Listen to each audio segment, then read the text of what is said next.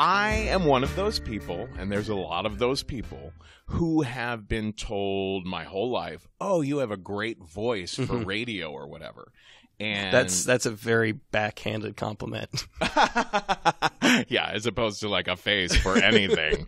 But, you know, I love using my voice, and that is one of the reasons that I've loved creating Risk. Like when I created Risk, it was this reminder of, oh yeah, when you were in the 6th grade, you were obsessed with making recordings with a Radio Shack tape recorder of, you know, like little radio dramas and skits and songs and pranks and whatnot. I used to love like records like Free to Be You and Me, or stuff that would have like, or Monty Python's records where people would use their voices. And I grew up loving Bob Dylan as well. So I was very used to like this idea of, oh, the way you use your voice, it can be really transformative. Sort of a medium where you have no other senses to depend on. Yes. So, you know, when I created Risk, I realized, oh, since I had never really developed as a writer, because staring at a blank page is so alienating and weird to me, I always felt like, oh, I have stories to tell. But it wasn't until I started working with my voice. So now, literally, if I have to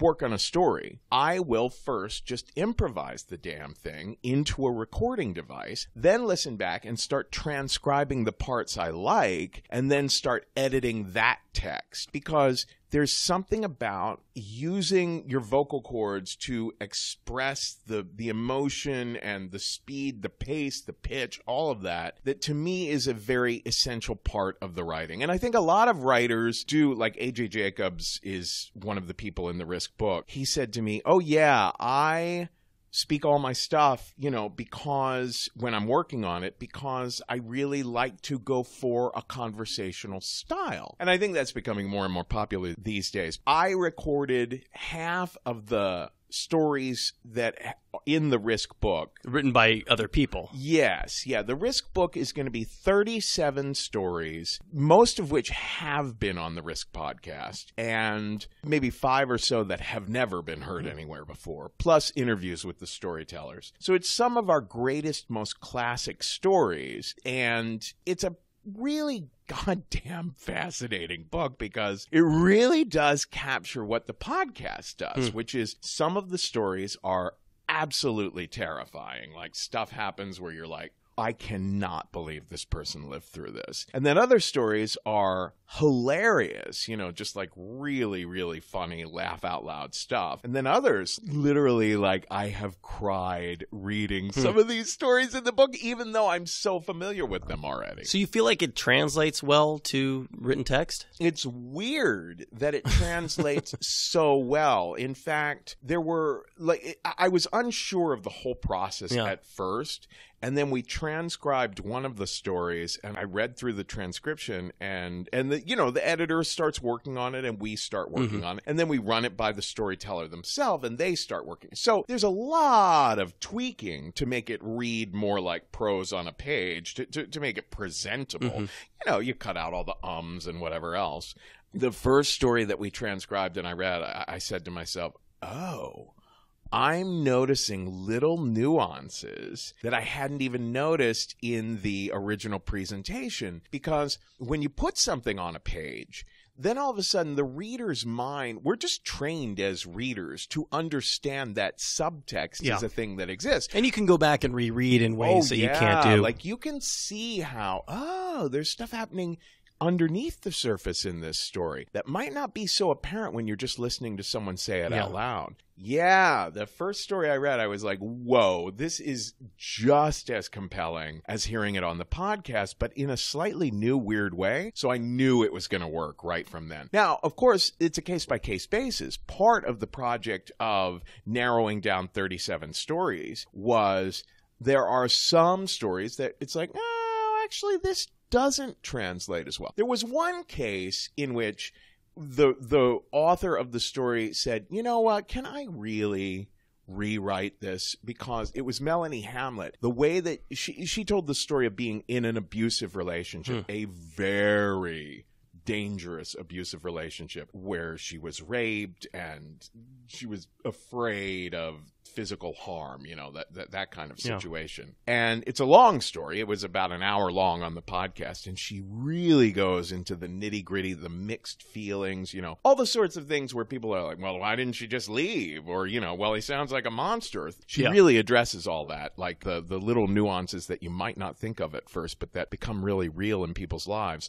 But the way that she uses her voice when she talks is so musical. She laughs a lot. She sings through some stuff practically, and I'm very similar to that. It maybe takes a little bit of the pressure off of telling such a harrowing story. Oh, gosh, yeah. Well, there were literally some women who wrote in, I'm offended that she laughed so much during her story. And what we always say is, this is a person sharing their life experience from their own psyche about how they really feel and think about it. And, we're just letting a person express themselves how they feel about what they actually live through. You want to create an entertaining product. And if you're dealing with these really difficult situations, you do want to make them funny, or you do want to make them engaging. Have people called storytellers out before for being too glib about these topics? Oh, people, it's interesting because it hasn't been so much the case recently.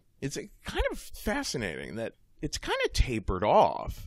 But for the previous 2 years, I wonder what it is. I wonder why it has tapered off. But for the previous 2 years, what happened 2 years ago? Yeah, I think that might be a little bit of it. You know what I mean? I think that literally what might have happened is that people who are on the left, who are extremely concerned about political correctness, I think might have thought, we've got bigger fish to fry. I watched that happen when we went from Clinton to Bush. I watched how during the Clinton years, political correctness really started revving up its engines. But it's two-pronged. It's one, people having other things to worry about in this constant news cycle. So everybody's sort of taking their eye off of whatever ball they were focused on before. And also, I almost hate to say this, but the discourse has been so lowered.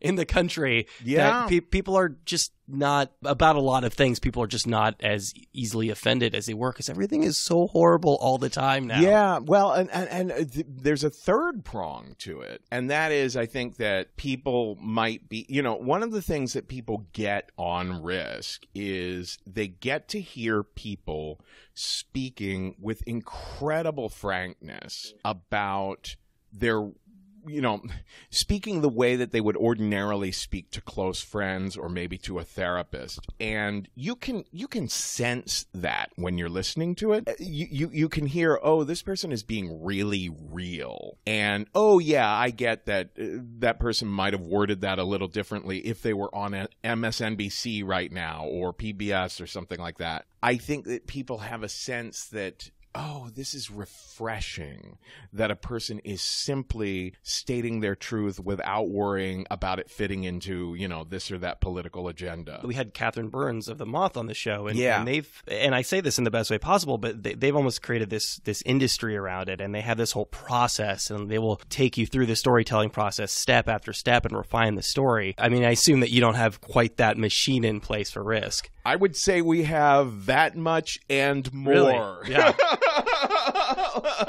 It's a case-by-case basis, because what we do with Risk is we say, hey, St. Louis, or hey, Madison, Wisconsin, or hey, Dallas, Texas, we're coming to town. And Risk is nowhere near the size of the Moth. Mm-hmm. So if the Moth wants to come to town, they can just bring their big guns or whatever. If Risk is coming to St. Louis, we need to get storytellers from St. Louis. Yeah. So we rely mostly on people who listen to and love the show. So we're mostly saying, hey, person who has literally never stepped foot on a stage before, how about telling us about your rape?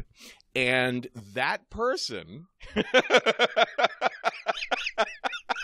It's an intense thing. That person will need weeks of getting to know us, me and the story coaches, running a first version by us, getting notes, running a second version by us, and many times a third and fourth version by us. And we have to try to assess during that period of time, does this person have so much PTSD or whatever it might be that maybe it would be a good idea that they tell this a couple years from now? Are they mentally equipped to be able to do this? And are they getting like that they have to let their personality really shine? Or do we think this person is going to be able to step out on stage and like not speak monotone and be... So yeah, we do work with people. At the same time, I don't want to step on toes here, but I think when I say we do that much and more, I think there's a big difference between Risk and the Moth in that we desperately try to preserve that the person is not writing and memorizing. We desperately try to preserve that we're always telling people, look, if you want to bring notes up on stage, if having a little like list of like key phrases is going to help you, like as a crutch, help you like be in the moment more and just like improvise and ad-lib a little bit so that, you know, if you go way too far afield, you can look down and be like, oh yeah, anyway, about moving to Canada. The Moth is like absolutely no notes, but they're very, very big on a person handing in a written draft and then memorizing it. We work on the story, but we do not want it memorized. We want you to start crying if you have to start crying, or to burst out in hysterical laughter, or to like say, oh, you know, something's occurring to me right now that is only occurring to me right now because I'm telling it live on stage. We want some of that raw realness to show through at the same time that we want to really work with a person on their story so that we've poked and prodded them enough to know that they're really uncovering some stuff. So it's a fine balance. I would say, this might sound surprising, but it's harder to work with professionals. Oh, sure. You've got to break them out of their habits. Yeah. In New York and Los Angeles. And you know, I used to say that about stand-up comedians. I used to say, oh, stand-up comedians are the worst because they come and they're like, this might be the third show they've done that night. They have no, like, respect for the fact that this is Risk. They just think, here's a storytelling show. You know what I mean? Like, Risk prides itself on not being all the other storytelling shows. We pride ourselves on, no. People have talked about shit-eating and attempting murder and cannibalism on this show. Like, this show is where people really say stuff that they would not say elsewhere. I'll give a perfect example. Trevor Noah came to do the show. Yeah, sure. It was a long time ago. Pre-Daily Show? Yeah, pre. It was one of, if not his first trip to New York City. Wow. And he was a great stand-up comedian already. But he came to do the show, and we told him, look, this is a really real, raw, where people, like, bear it all kind of show. So he ran a story by us, and it was kind of funny, and I was like, okay, whatever. He's sitting backstage, and he's listening to the show, and it's clearly dawning on him, like, you weren't kidding. Weren't joking. Yeah. People really do talk about real stuff here. So he said, can I change my story and just improvise something? He said, I think I've got something that would really, really bear my soul. And I said, sure. And so he told the story about his mother. He loves his mother. His mother was a very key person in his life, and his stepdad shot her in the head. It was, you know, an abusive relationship situation. He told that story just totally improvised, and it was amazing. So, like, when I say stand-up comedians, you know, for a long time I felt like they were the worst. Of course, there's always exceptions to the rules. There are people who are like, wait a minute, I've heard some things about this show. I really want to try to bring it, so let me work with you. But now, there's a new thing that's happened, which is that Risk has been around for 9 years now, and so the storytelling scene itself has kind of aged a little bit. So now it's practiced storytellers who are getting a little hard to work with. So I will often write a person like a novel's worth of notes, like really poking and prodding for them to to dig deeper. And I've been through this myself. I'll do TV shows, or during my job, I'll moderate panels. And I've been doing it for a long time. And, they'll bring in a media training person, and it's excruciating. It hurts. It hurts to watch yourself, and it hurts to get these critiques. Like, I completely understand where people are coming from. Is there a diplomatic way to do that, where it's, I accept and respect what you're doing. I know you're good at your job, but here's a way that we could better tailor what you do for what we do. Yeah. And you know what it is? It's me usually saying, you know what? I teach storytelling. I run a storytelling school, and I run this podcast for 9 years. When I work on a story, I run over it to get notes from at least one of our story coaches.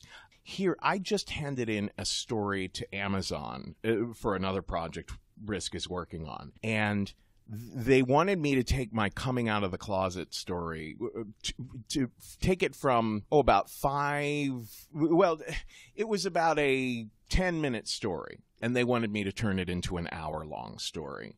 And I was like, wow, that's going to be daunting. But I knew from being a story coach, I was like, yeah, that's going to be daunting. That's going to really pull a lot of shit out of me. But it's in there. I know that if you take a story that you've told 1,000,000 times and then have a smart, wise person who knows a lot about stories just poking at it and saying, nah, I want to know more about your mother. Let's go into a whole thing here about your mom and then come back to the main plot, that kind of thing. That can be profound. Another thing is, when I was 37 years old, I took my first improv class, comedy improv class. This is well after the state. Well after the state. At the time, I felt like, this is kind of embarrassing that I'm in a class with all these 21-year-old kids, and here I am 37, and I've already been on national television on a legendary sketch comedy show. But it was so useful. There is no age at which you can't continue workshopping your craft. I don't think it's the age thing, though. Like, I can't imagine. I mean, I assume that a certain percentage of them, even though they were young, must have recognized you from the show. Yeah. How do you get past that? How do you just become another regular person in a level 1 improv class? Well, I'll tell you, it was my own... I can't say humility. I would say it's my own insecurity. You know what I mean? Like, I have such an inner critic that, at times, I was just talking to my therapist about this yesterday. I'm always yelling about my inner critic and saying, oh, it's ultimately the voice of my mom, and I hate that, and yada, yada, yada. But then I was talking to my therapist yesterday and saying, yeah, but there's always another side to the story, isn't there? Mm-hmm. Like, there are plenty of incidences in which my inner critic kept me on track. And that was it. Like, improv class is like sitting down and saying, yeah, I'm experienced and people know who I am. And, I might look like an idiot coming in here, like starting something new that I should already know and everything. But yeah, that kind of helped me, I think. Some of the humility that comes out of that. There was no ego that you had to contend with. You didn't think you were better than anyone starting out. Yeah, I think, like, if you look at my years in the state, my lack of ego was my most hindering thing, because that was an incredibly competitive group.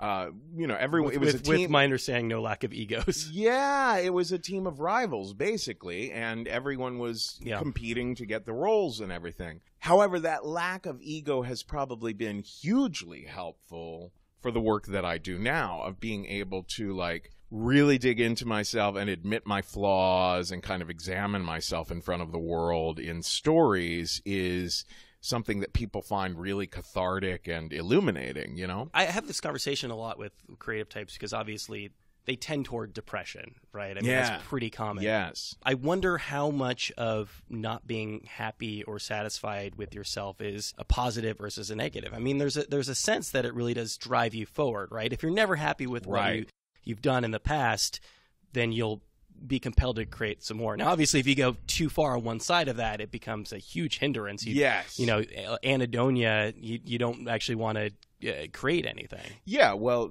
Dylan once said, if you ever get to a place where, as an artist, where you're like, well, there you go, I'm doing good. Yeah. then you're done. Might be Dylan in the past 10 years. Yeah, it's true. It's true. He might. But you know what? He deserves it. He's fucking, like 70-something Yeah, years absolutely. old. I think that that's absolutely true. The state ran mostly on fear of, the other guy's going to get one up on me, all that kind of stuff. Fear of being And there were like 20 of you. Yes, there were 11 of us. So we were always, and in college, we were regularly kicking people out. So it instilled this fear of, I might be the next one to be, like Survivor or like something. Machiavellian sketch comedy troupe. Yes. But I think that fear ultimately, like it was a service to us for many years because it kicked us in the butt and made us work our asses off for the longest time, for 8 years. And then eventually it became too destructive, and we started, harming ourselves harming ourselves as in the group began to break apart because of all that. It made you better within the context of the troupe and the show, but then everything ends, and where does that leave you? Yeah. Well, where it left me was in a pretty battered place because, by that time I was 26 years old and had grown very, very accustomed to drinking a hell of a lot and smoking a lot of pot, and had grown had acquired a lot of stage fright because I felt like, comedians must be pretty cutthroat. Comedians must be pretty roasty and mean-spirited and a lot are, I don't think that's wrong. Yeah. So I came out of the state kind of afraid because I had been in a womb, really, with the safety of numbers of being in this group. And I thought, I don't know how I'm going to make it on my own. Another thing is I had just so much social anxiety about all the weirdnesses of me.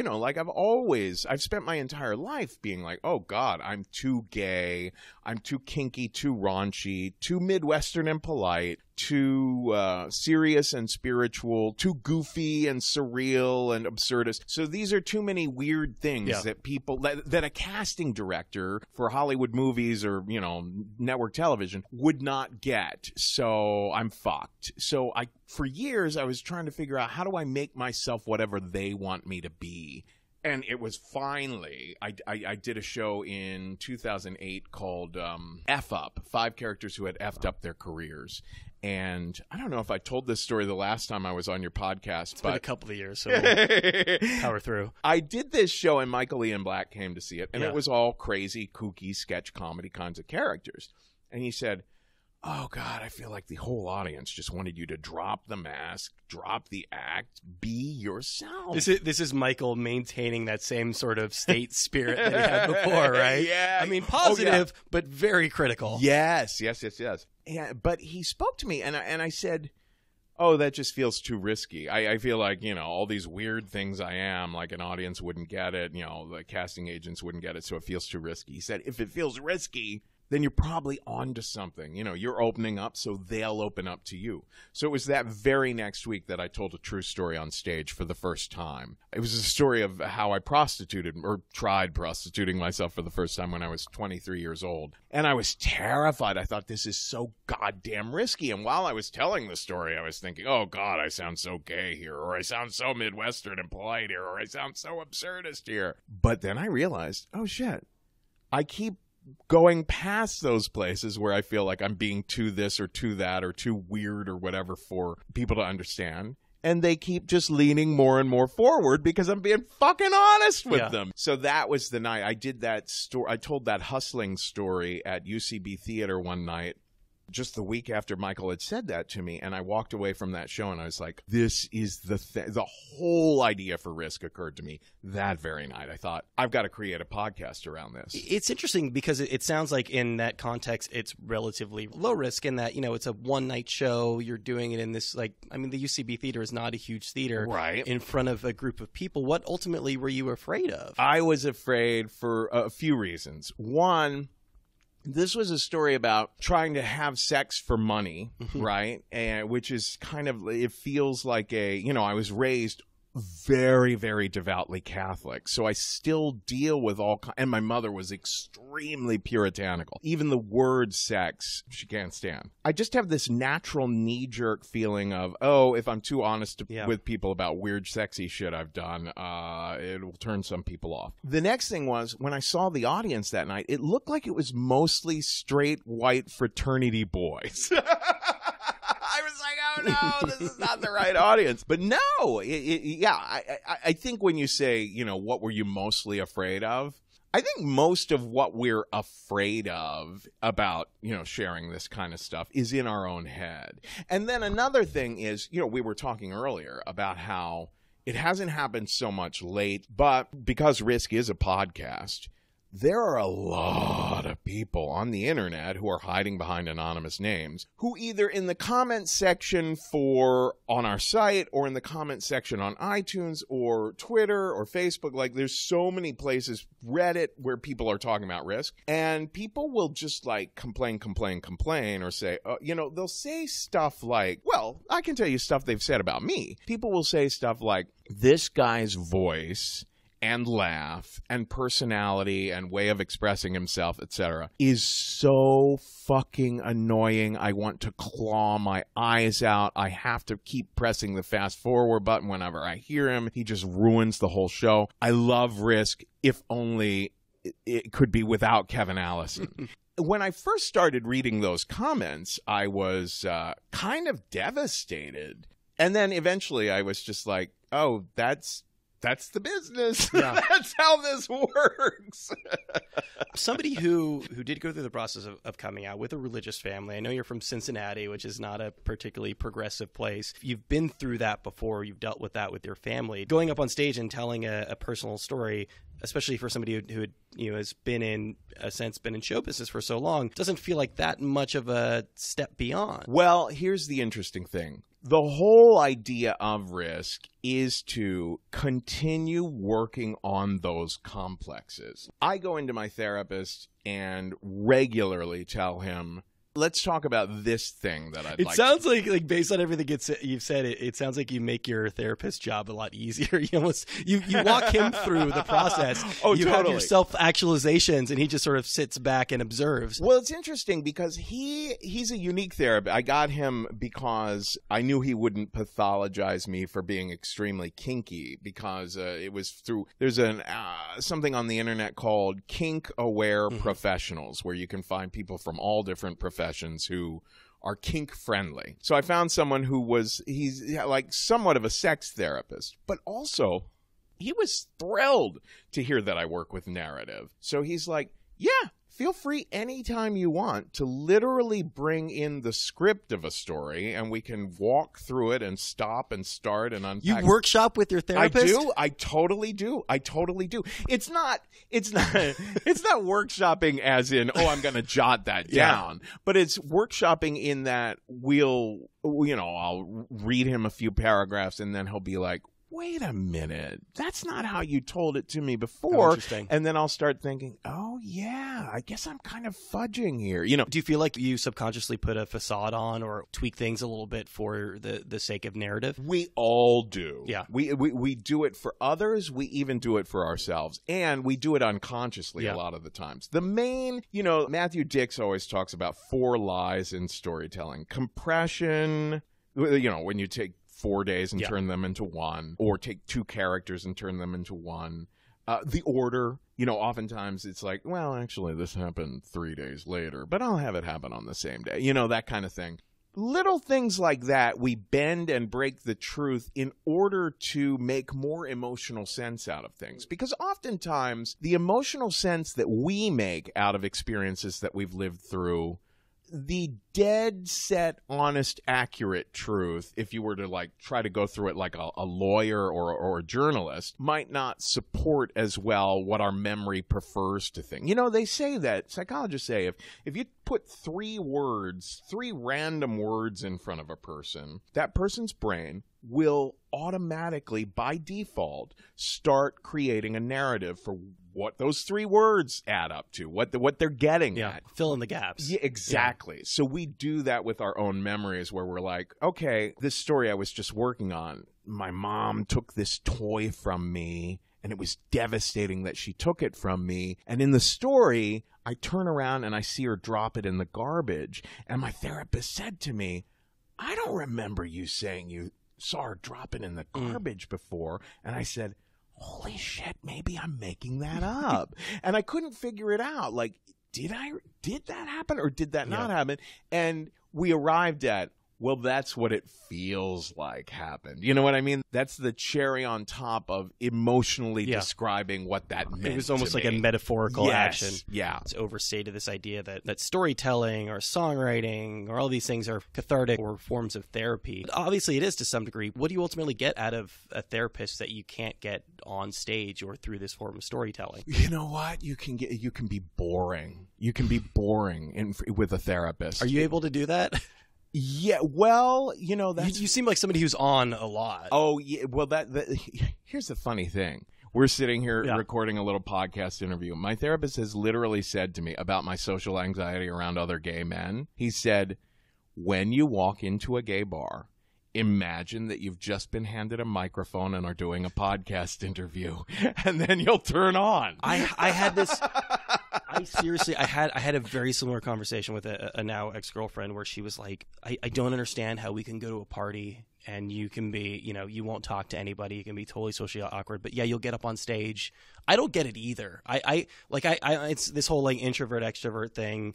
I don't understand the pathology behind it. Yeah. And it's made relationships difficult where, you know, you meet someone for the first time, you're totally on, and then you go home or behind the scenes, you're just maybe not necessarily the same person. Oh, I think, you know, like when I think of my marriage, I was with someone for 9 years. And when I think of my producer, JC, the two of us are best friends, I think, gosh, those people that I spend a lot of time with, they get to see me checked out, negative, doldrums, whining, you know, just all this stuff that, you know, I would normally not show on the podcast or up on stage. I've started doing check-ins for our Patreon members, which are, okay, here's a chance for me to turn on a microphone and just talk about whatever the fuck is occurring to me at that time. Like, you know, like this week it might be like Trump and children in cages, you know. And that's been pretty goddamn interesting because those are not nicely crafted narratives. You know, oftentimes I'll just be like, whoa, that was pretty bleak of me just like complaining for 10 minutes. But people write in and they're like, that was interestingly refreshing to hear you like not being happy and coming up with a nice little, and so the meaning of life is at the end.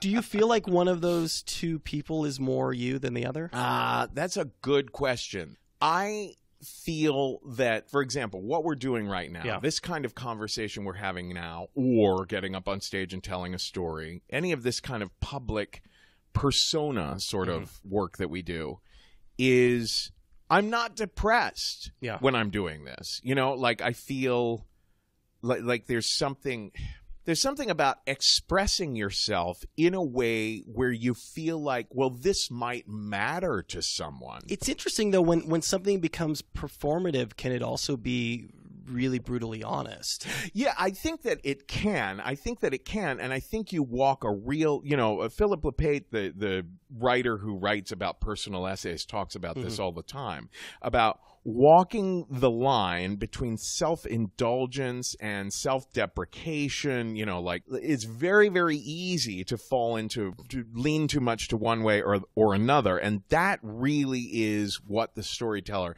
is striving for, is trying to be as honest as possible, but understanding that in order to communicate, in order to be fully and three-dimensionally understood, that you're going to oomph things up a little in places. You're going to use your voice with a little bit more drama and performance than you might if you were just talking to a friend. It's just a line that you walk and you can hear it. Here's the thing that I sometimes do. I'll tell a story and I'll put it on the podcast and I'll be like, I'll listen to it, you know, a year or two later and be like, Jesus, that was kind of false. I was kind of not telling the truth right there. Or it didn't occur to you in the moment? You know, it might have. have, or I might just, like, looking back, realize, oh, I was putting too much emphasis on that. I wasn't that excited about that. You know, like, and so I'll re-record the story, and then I'll switch it out on the podcast. I'm like Francis Ford Coppola. You know, I'll go back, like, 2 years ago, and maybe no one will notice. But as long as you're not George Lucasing it. Right.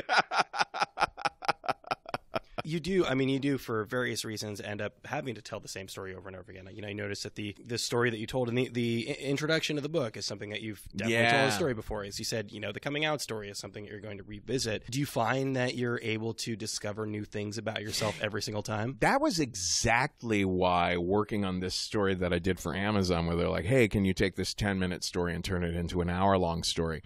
That's why I was so, in the end, kind of thrilled by it, because I realized, wow, there is still stuff here, and I am still, and just talking to my therapist about it yesterday, realizing, wow, I am still unpacking shit from this. And one of the things we talked about was this whole thing where I was like, I'm worried that some of this is now mythology, that some of this is now, oh, I've told it so many times that the story is more real than whatever the fuck actually happened to me. So I think that's interesting to, like, be in that uncomfortable place of being like, wait. Am I being completely honest, even though I've told this story a million times?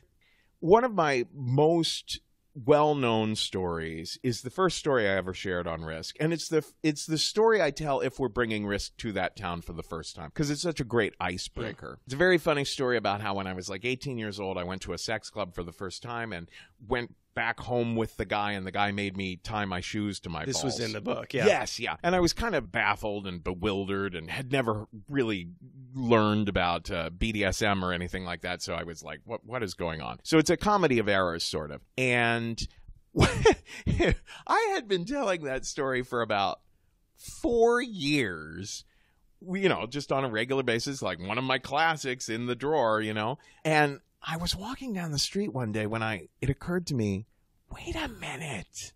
The guy I went home from the sex club with that night was a different guy than the guy who made me tie my shoes. I've taken two different guys. It ended up in the book like that, right? Yes. Yeah. Yeah. I still tell the story the same way, because it's like, oh, fuck it. I mean, who can keep track of how many guys I've taken home from sex clubs? But ultimately you defer ultimately you defer to the fact that it's a better story that wins out. Yeah.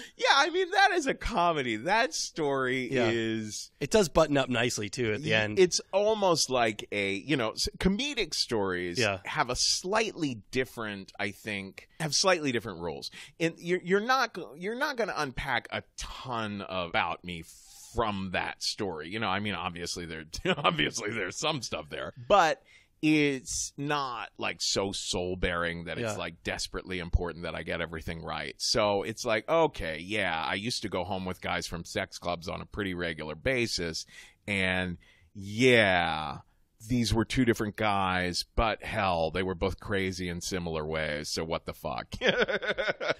It's slightly depressing to think about, you know, like that we're going to spend our entire lives unpacking these things, and maybe right before we pack it in, we'll have figured it all out. Well, you know, I think that if you look at a lot of artists, like there's a movie called Vincent about Vincent van Gogh. It's his letters. Yeah. To his brother, and then you're hearing John Hurt read them and seeing the paintings. You hear his total obsessiveness about this need to keep painting sunflowers or whatever it might be, and it's because there's I don't know, I'm just drawn to this thing. I have something about this thing. I need to keep exploring it. Or like, say, Scorsese and his, you know, violent Italian-American mobster-esque movies. Obviously, there's aspects of his own background and complexes and psychology that kind of is wanting to keep exploring that terrain. So I think that that's similar with us when we tell our own personal stories, is that what's interesting is occasionally going against the grain. Like, I remember the first time I shared a story once called Man at Hawaii. It's on an episode of Risk called The God Problem. And I take you back in the story to when I was 17 years old, and I was very devoutly Catholic. What's interesting about the story is I made a decision not to preface it with anything like, I'm no longer Catholic, or to say that at the end either. I was like, no, I'm going to take you back into my being a totally devout Catholic and just let it sit there the whole story. And I'll never forget when I first told this story in front of an audience at a Risk show, they were like, the fuck is going on? Like, they were so used to Kevin telling his kinky stories. I mean, they knew contextually that you weren't still a devout Catholic. I think they did. But they were just uncomfortable that I was talking about this, like, how much I love God and, That's how a great important. irony. You've circled completely around to the point where a story about tying, shoes to your balls doesn't upset them, but you talking about being a Catholic. Well, I think that's exactly the thing, is that people like to pigeonhole you. And so you ask, like, are there still risks you can take? There's always something new to reveal. There's always something like, well, people have never heard about this part of my experience or beliefs or feelings. Is honesty, though, and this complete transparency, do you feel like it's to a fault always the best policy? I mean, like, I hate to say it, but like sometimes we put up these defenses to protect ourselves. Oh, absolutely. Like, there's a story I've wanted to tell since 2013, and my therapist and I are always going back and forth about how, let's wait another decade on that one. You know what I mean? Like, you do need distance. You need distance, and you really need to figure out, will this serve people? Will this serve me? Those are the two concerns of, will people really be able to hear this and get something out of it? And will this hurt me because, I'm revealing something that people could use against me in like, for example, like Dan Savage has been on Risk several times, and he is an amazing storyteller. He's a real natural. He doesn't seem like somebody who holds a lot back. No. However, we talk before and after he tells his stories on Risk about, maybe we should not include this because the Christian right people are always looking into what I'm talking about, and they might pick up on the wording of that and try to, turn it into this or that. So, I mean, you do have to be conscious of, hey, I'm not hurting myself. Oh, and the third is, am I hurting anyone else who was mentioned in the story? The people who put the kibosh on Risk stories more often than spouses. Family.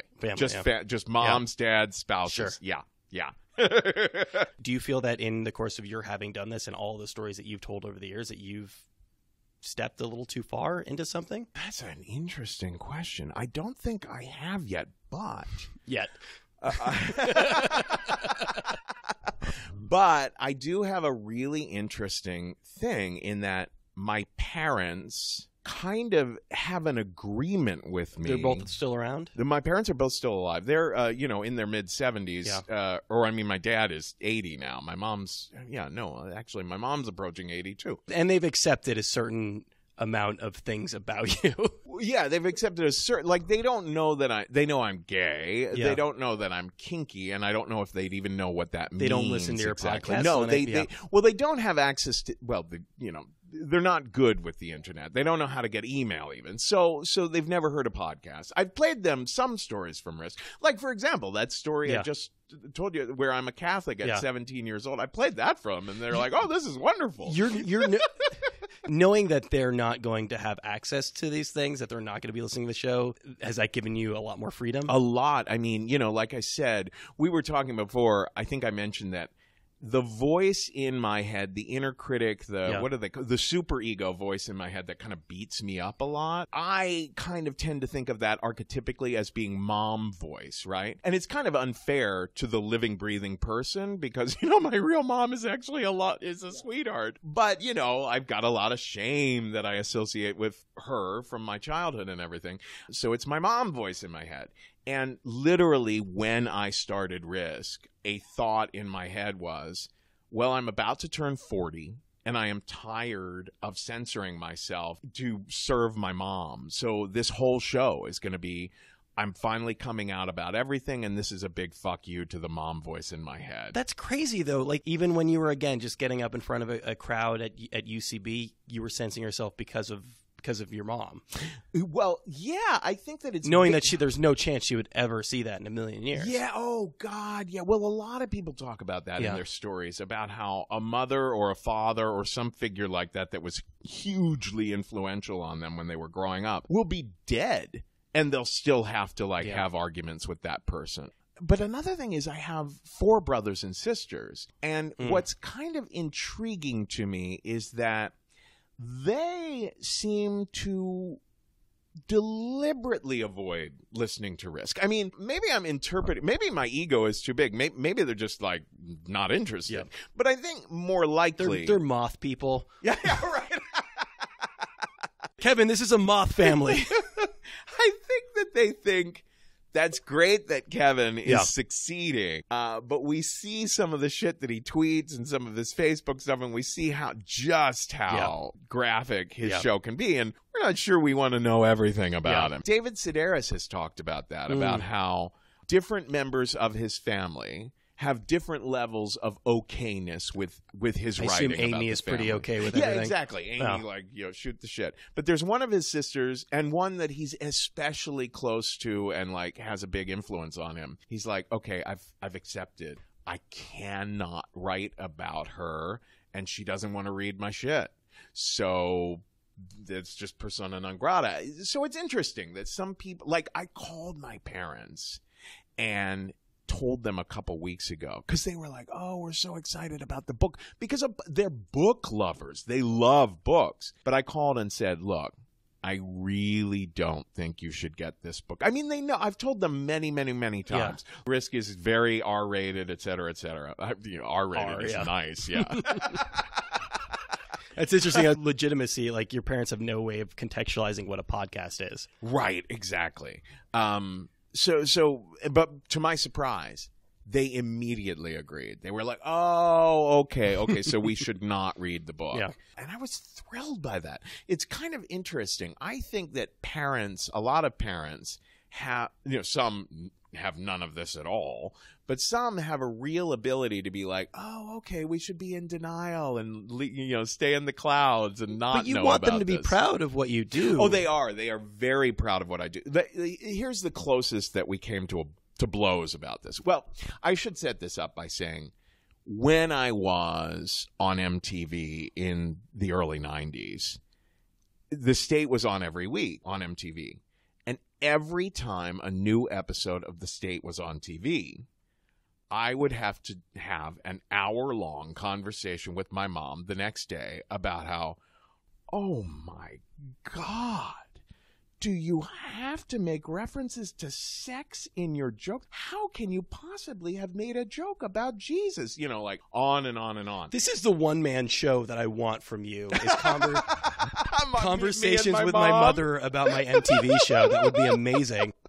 So, oh God, I'll never forget. I got so dramatic. At one point I was like, do you know that John Lennon and his aunt would have, conversations, and Mozart and his dad, pulling out the greatest of the greats and their difficult relationships with their guardians. The Mozart, Lennon, Allison triad. Exactly. But no, it's true. Everyone has to deal with, oh God, what are the parents going to say about this? So yeah, they really had and when you think about it, The State was not the most X-rated pushing the envelope. Yeah, she was very uncomfortable with a lot of what was happening there. So, I described how I did that solo show called F Up. She was very uncomfortable with the fact that the word fuck was suggested in the title. So by the time Risk came out, I was like, I'm just so tired of having the same arguments over and over with them. What happened was, Risk was coming somewhere near enough to Cincinnati, Ohio. It was like Cleveland or something like that, or maybe even Chicago. Near enough that someone who knew my parents saw an article in a paper about Risk. And in the article, it mentioned, oh, Kevin Allison once tied his shoes to his ball. It listed a few things that were in crazy stories of mine. And this person shared this with my mom, I think I don't know if they shared the actual article or just talking about it with her. And I remember, I almost lost my mind at that point, but I thought, here's what my plan is. I wrote out a little script, and the little script was all about how this man whose 18-year-old son was hooked on heroin wrote to us and said, my relationship with my son was dead until I sat down with him and played an episode of Risk that was all about drugs, and we were finally able to start having a conversation again.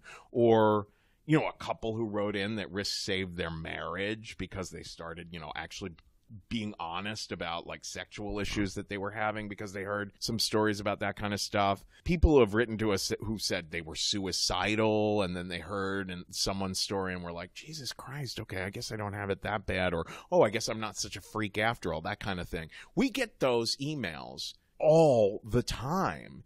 And so that's what I was telling my parents about. And they were so proud. They've been thrilled about that. And we do a lot of that kind of work. Not all of it comes to fruition, but we talk to prisons about, could we speak to some of the prisoners and get their stories? We were just talking to this woman the other day who works with children who have been traumatized and helping them to share their stories as to make a little bit of sense out of what they've been through. We know that there is enormous, like you were saying, there is something really therapeutic about working on narratives with people. And I always tell storytellers on Risk, at first it seems like you're taking a verbal selfie. At first it seems like, oh, here, I get to talk about myself for 15 minutes, yada, yada. But what really strikes you is that after you've shared your story, or even while you're sharing your story, you can see that it's resonating with some people, and you cannot predict how it's going to affect some people. Like I've told stories about, for example, going to a kink camp and having a bunch of men pee on me. And then people write into me, wow, I'm not interested in water sports at all. But the emotions you described about your social anxiety and how what your idea of consent was kept shifting from second to second, like, oh my God, that totally triggered something for me, And it won't even be sexual. It'll be like, holy shit, that took me back to this conversation I had with my brother when I was in the 7th grade. It's very unpredictable. So a lot of the storytelling experience is what it opens up in your listeners. And that's a part of it that's very hard to quantify. Is there a sense, though, that, your parents get to a certain age that, like, our relationship isn't really going to evolve from here? They're not really going to change? Oh, my God, yes. Yeah. Well, I'll tell you another thing. Once every 4 or 5 years, I would mention smoking pot to my mom.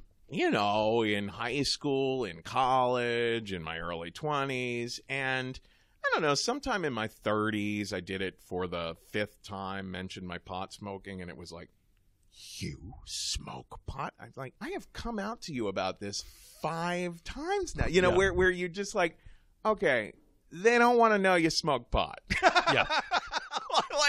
like maybe I'm the one that needs to change to some degree. Well, they definitely remember that I'm gay. Yeah.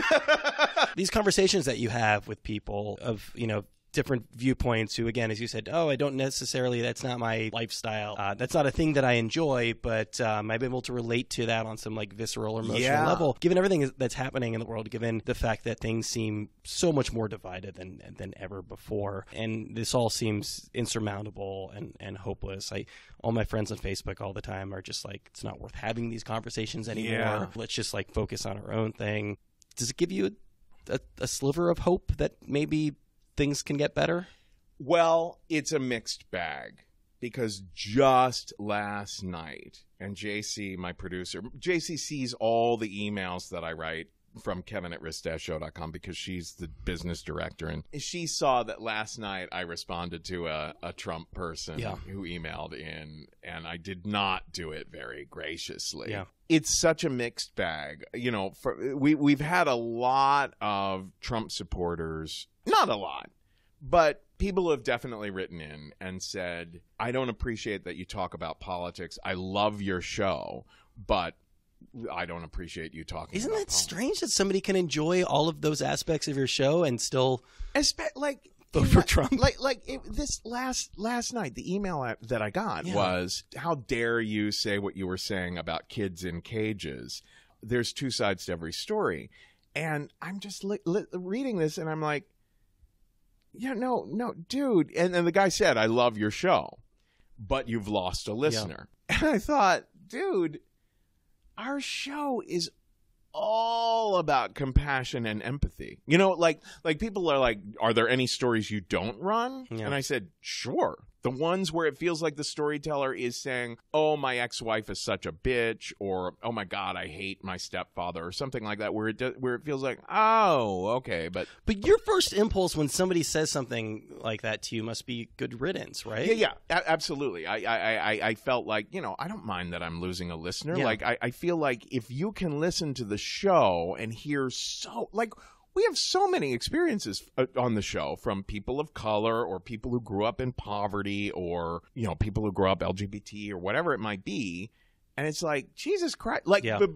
So conversely to that, we get a lot of emails from people. And this is the heartwarming part, where people say, wow, I was a much more narrow-minded person before I started listening to this show. We get many, many, many more of those than we do from you've lost a listener because of what you said about this or that. People write in and they'll say, whoa, I never thought that I could listen to a story about a man eating another man's shit.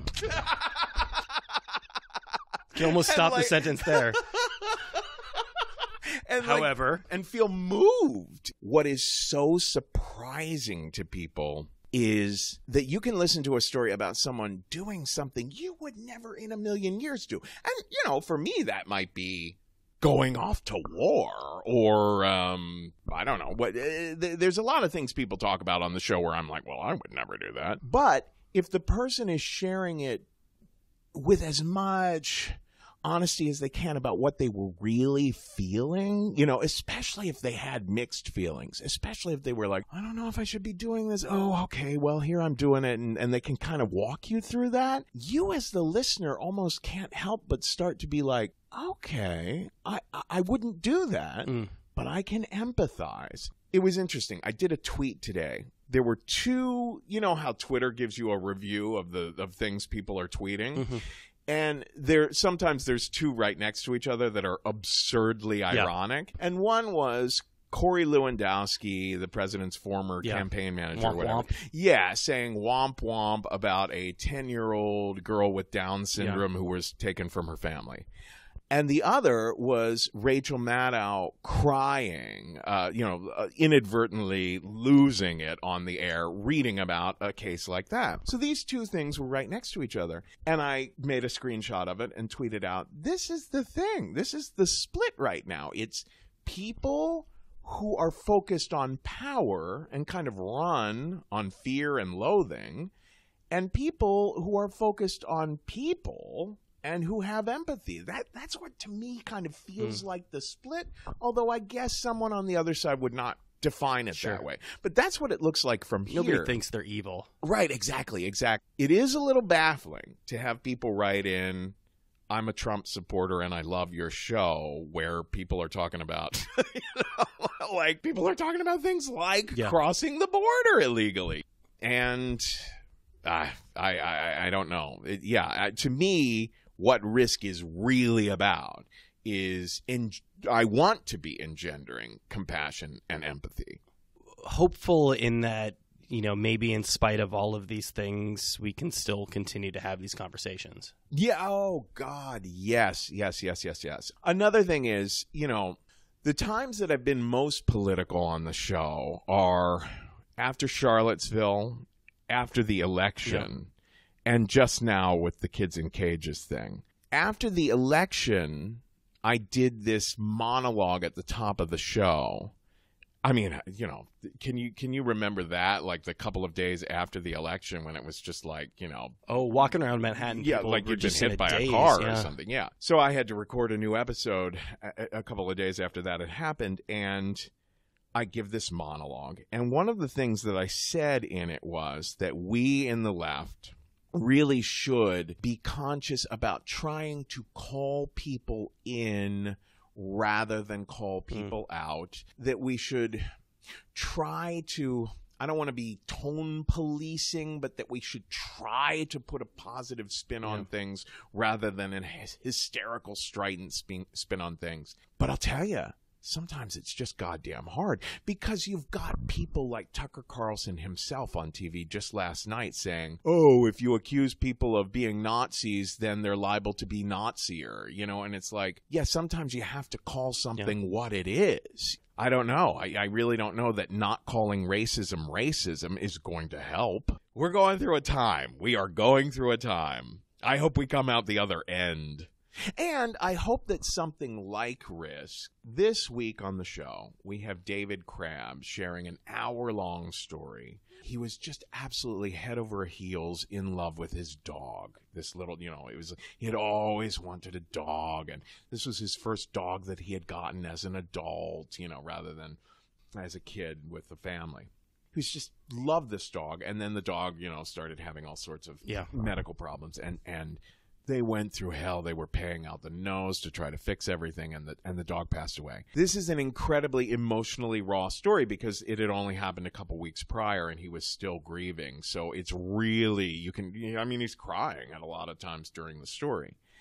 And it was weird because I put it out this week, and I thought, this feels right to be putting out right now. It's emotionally raw.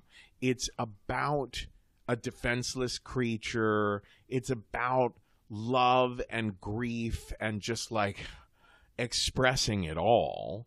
And there's just something I think that's cathartic about that. The same is true of some of these like kinky stories. Like sometimes I feel like some of these kinky stories, you know, now that we're seeing, you know, more of a backlash against LGBT people in this era, it feels like, oh no, this is more necessary than ever to like be telling all the truth about this kind of stuff. So I think that there is it's hard to put your finger on, but I think that there is something radical and defiant and necessary about continuing to tell the truth in a very compassionate way in a world that is screaming and yelling, you know, talking points at each other. To be putting something out there where it's like, okay, we'll let a person talk for 20 minutes about how they really and truly feel about something they experienced. I don't know. To me, it just seems important right now.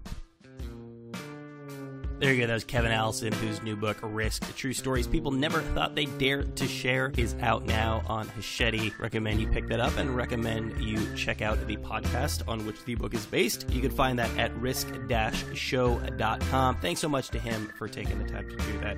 Very fun conversation. I laughed throughout the editing process, which is a pretty rare thing for me. Thanks to Sheila for helping set that up. Thanks to you guys, as always, for listening to the show. If you like the show, there are a number of ways to support us. You can rate and review us on iTunes or Google Podcast or wherever you happen to listen to the show. Like us on Facebook. If you've got any feedback, it's rwellcast@gmail.com. Follow us on Tumblr. That's rwellcast.tumblr.com. And that's about all for this week, so stick around because we will be back just about this time next week with another episode of RIYL.